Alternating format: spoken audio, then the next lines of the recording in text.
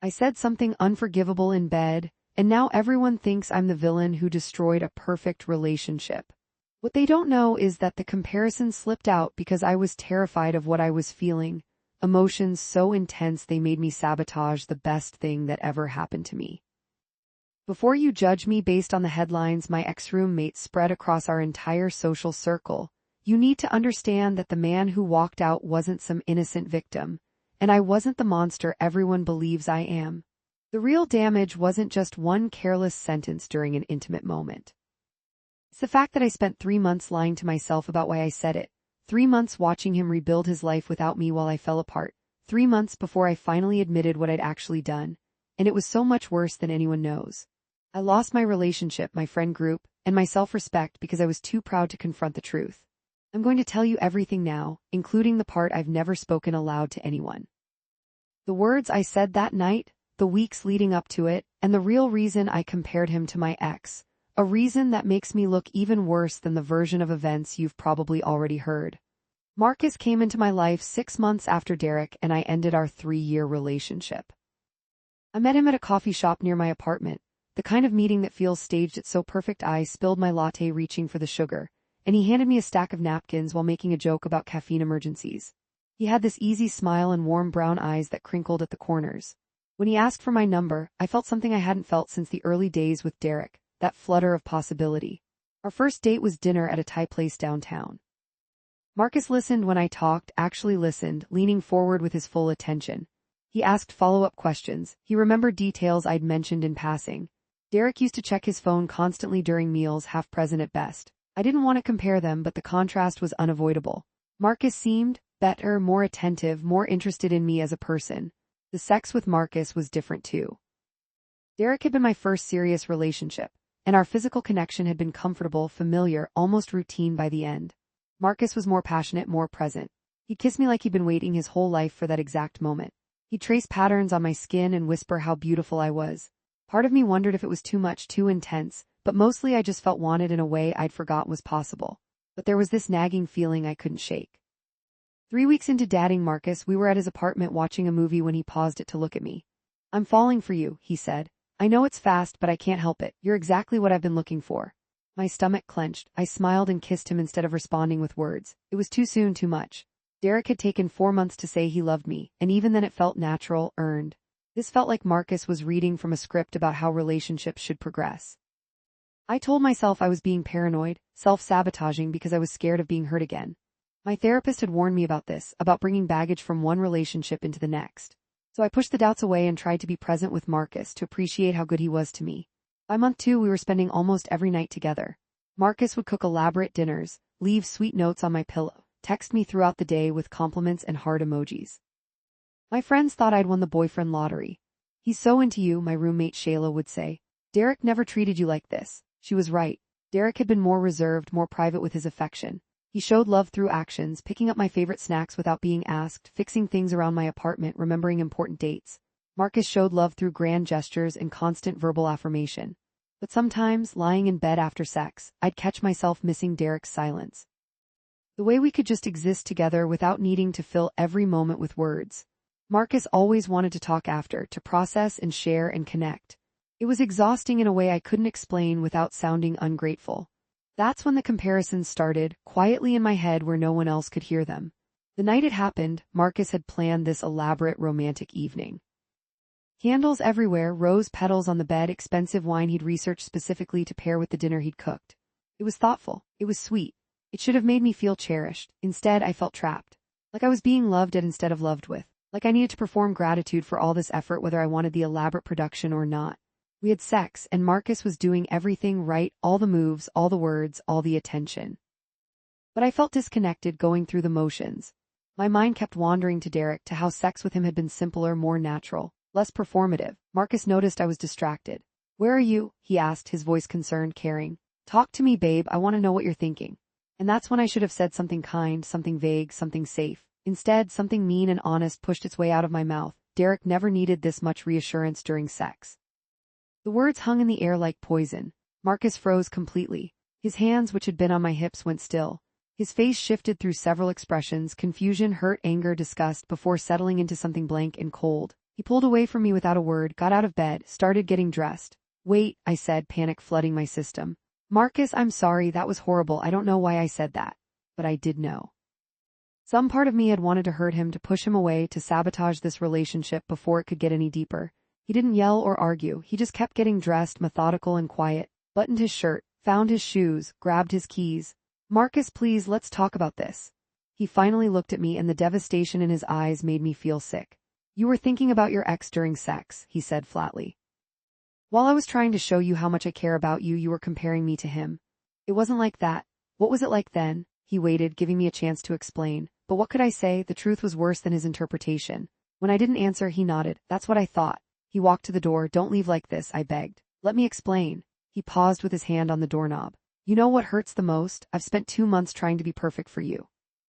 Trying to give you everything I thought you wanted. And it still wasn't enough. I'll never be enough because I'm not him. That's not true. Goodbye, Michelle. The door closed behind him with a soft click that felt louder than any slam. I sat in bed surrounded by his rose petals and candles, watching the wax drip down the holders, and felt the full weight of what I'd done crash over me. I destroyed something good because I was too broken to accept it. That was the story I told myself that night. That I'd made a terrible mistake, said something cruel in a moment of disconnection, and needed to fix it. I texted Marcus 17 times over the next 2 days. He didn't respond. On day 3, I showed up at his apartment. He wouldn't let me in.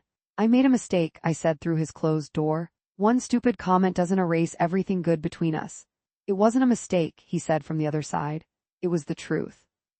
You're still hung up on Derek, and I'm not going to be someone's second choice while they get over their ex. You're not. I'm over Derek. I am. Then why were you thinking about him while we were having sex? I had no answer that wouldn't make things worse. By week 2, Shayla sat me down for an intervention.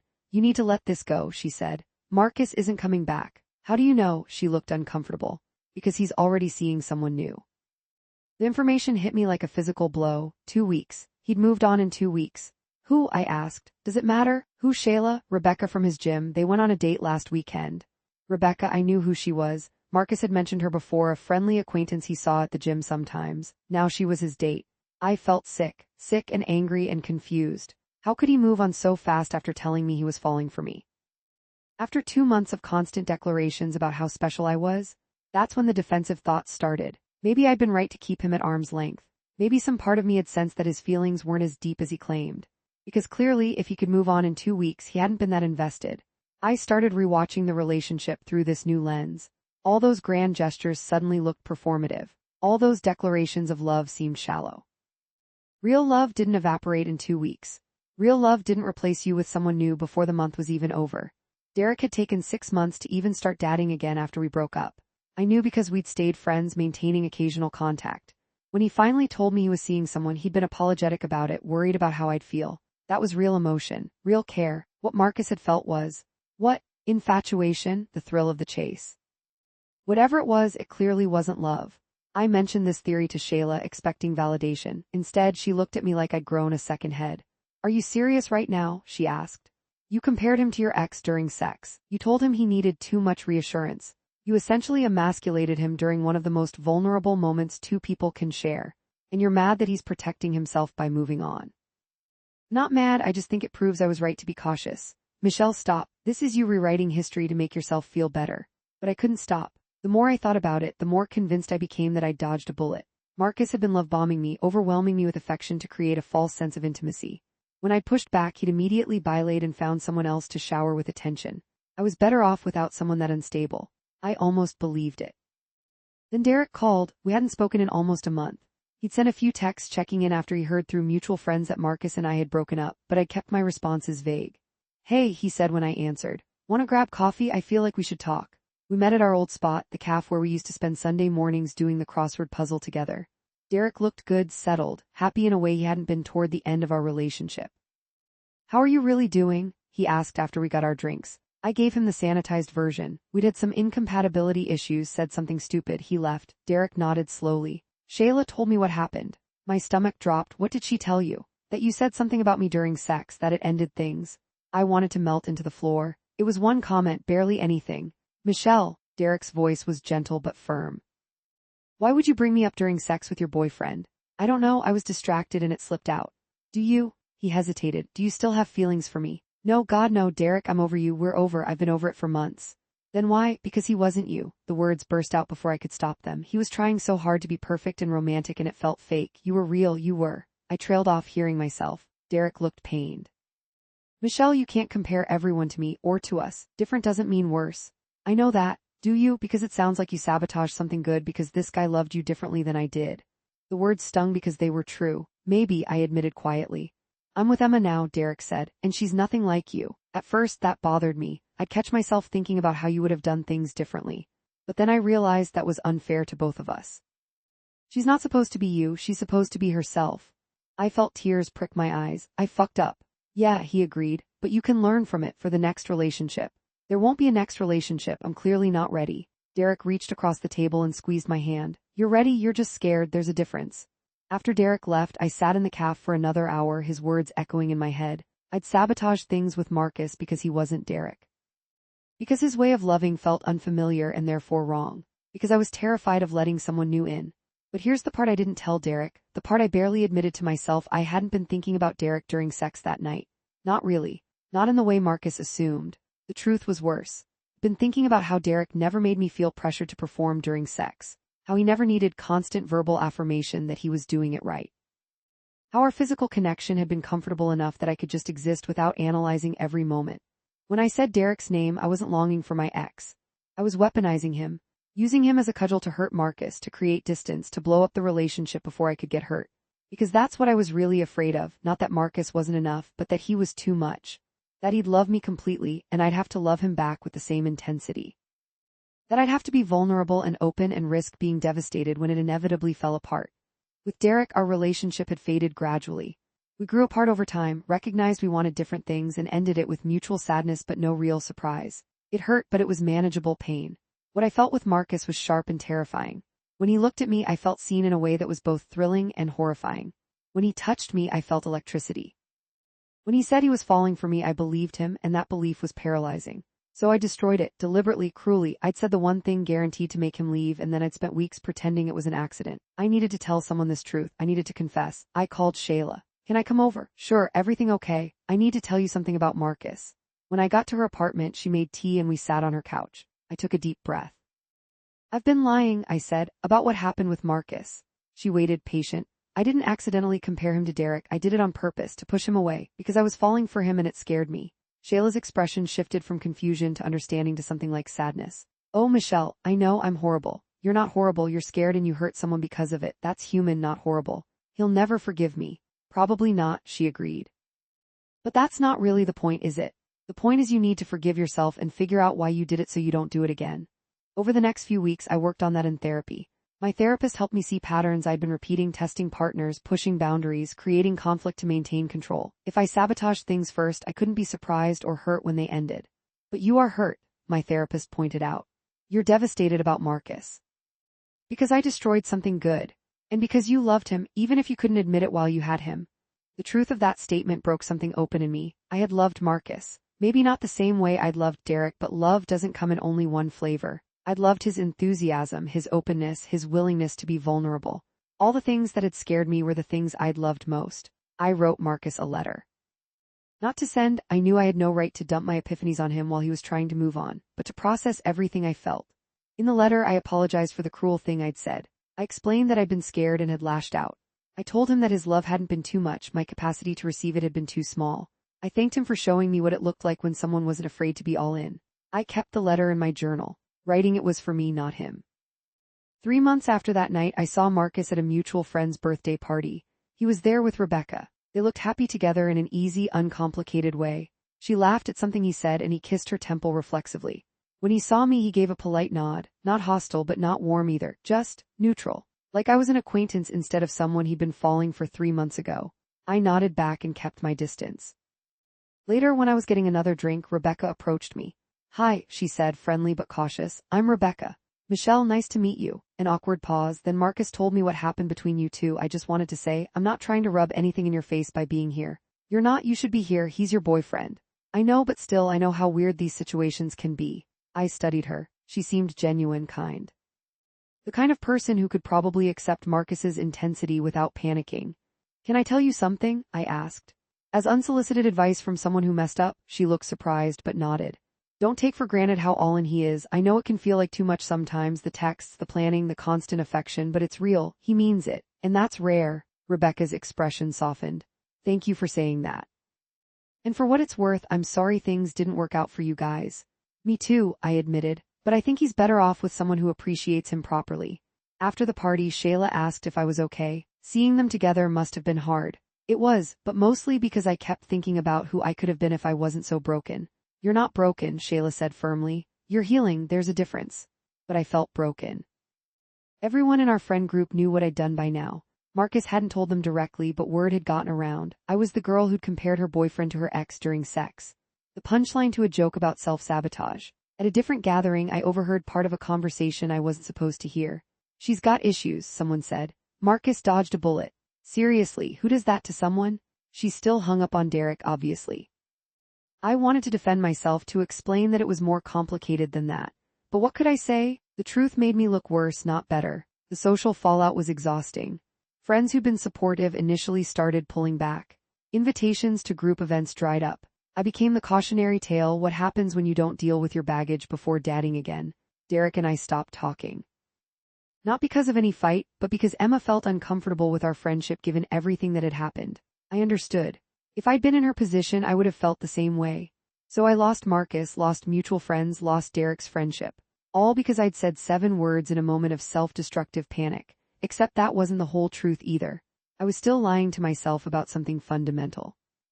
The worst part of all of this, the thing I haven't admitted to anyone including my therapist, is this: when I said Derek's name that night, there was a split second where I saw Marcus's face crumple, where I registered the hurt I was causing, and I felt powerful.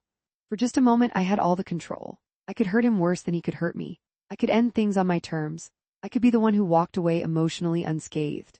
That moment of power felt good. Felt satisfying in a sick, twisted way. Then Marcus actually left and the reality of what I'd done crashed over me. But that initial spark of satisfaction, that's what haunts me. That's what makes me wonder if I'm actually a good person who made a mistake, or a damaged person who hurts others to protect herself. I wanted to hurt him, not because he did anything wrong, but because he made me feel things I wasn't ready to feel. Because vulnerability felt like weakness and I needed to prove I was still in control. I can dress it up however I want, say I was scared, say I was healing from past trauma, say I didn't know what I was doing. But the truth is simpler and uglier in that moment. I chose cruelty. I chose to take my fear and pain and confusion and hurt someone who'd done nothing but love me. That's who I was that night. Maybe that's still who I am. My therapist says people aren't static, that we can grow and change. But how do you change something fundamental about your character? How do you fix the part of yourself that reaches for weapons when you feel threatened? I've been on a few dates since Marcus. Nothing serious, nothing that's progressed past a second or third meeting. Every time someone starts to get close, I feel that familiar panic rising. The urge to push them away, to say something cutting, to protect myself by striking first. So far, I've managed to just ghost them instead. It's cowardly, but at least it doesn't leave them devastated in bed wondering what they did wrong. Small improvements, I guess. Last month, I ran into Marcus's sister at the grocery store. We'd met a few times when he and I were dating. She was polite but cold. How are you? I asked, trying to be friendly. Good, Marcus is engaged. The words hit me like a truck. Engaged to Rebecca? Yeah, he proposed last weekend. They're really happy. That's great, good for them. She studied me for a moment. You know, he really cared about you. What you did messed him up for a while. I know, I'm sorry. You should be. He's a good guy. He deserved better than what you did to him. She walked away before I could respond. Engaged. 6 months after we broke up. He'd found someone he wanted to marry while I was still trying to figure out how to be in the same room with someone without destroying it. I went home and cried for 2 hours. Not because I wanted Marcus back, that ship had sailed, but because I'd had a chance at something real and I'd burned it down. Because I was so broken I'd turned love into a threat. Because part of me was still glad I'd ended it before it could end me. That's the thing nobody tells you about self-sabotage. It works. It protects you from getting hurt by the other person. But it doesn't protect you from hurting yourself. It just means you get to be both the victim and the villain, both the wounded and the wound. I'm telling you this story now because last night I had a first date with someone new. His name is Aaron and he's kind and funny and interesting. At the end of the night he said he'd like to see me again, and I felt it, that familiar flutter of panic, that urge to find something wrong with him, to create distance, to protect myself. I smiled and said I'd like that too. Then I went home and stared at my phone for an hour, composing and deleting mean texts designed to make him lose interest. I didn't send them. But I wanted to. I'm writing this down as a confession and a warning, to myself and maybe to Aaron if things progress far enough that he needs to know what he's getting into. This is who I am, someone who loved carelessly, hurt intentionally, and learned nothing except how to be more careful with my weapons. Everyone thinks I'm the villain who destroyed a perfect relationship by comparing my boyfriend to my ex during sex. They're right, but they're also wrong. The comparison was just the method. The destruction was always the goal. Because I'd rather be alone than vulnerable, rather be cruel than hurt, rather sabotage love than risk losing it. Marcus got engaged to someone who could love him without fear. Derek is happy with someone who isn't me. And I'm here, still holding my weapons, still afraid to put them down. I said something unforgivable during sex and my boyfriend walked out forever. But the real unforgivable part isn't what I said, it's that given the same situation, the same fear, the same moment of vulnerability, I'm not sure I wouldn't do it again.